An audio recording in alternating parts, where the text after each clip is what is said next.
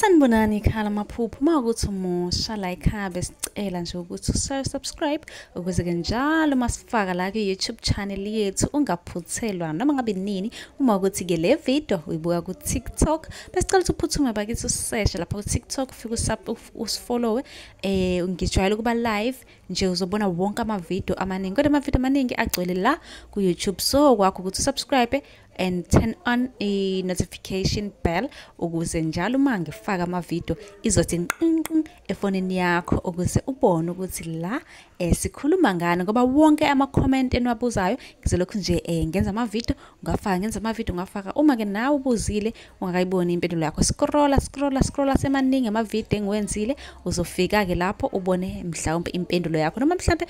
uphuphe ungeza nawe uzoscrolla uzocinga impendulo ake ngiqhubeke chaze amaphupho enwabuze kuma comment section khona obhalile wathi ke mina nginokuphupha umuntu engangithandana naye evuvukele ekseni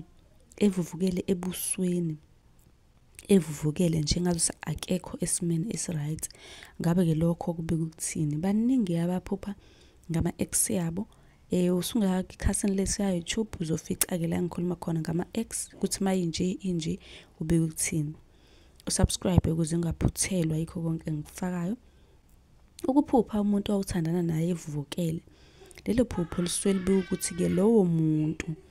washayeka ngokuhlukana nawe noma ngithi ukuhlukana kwenu kahle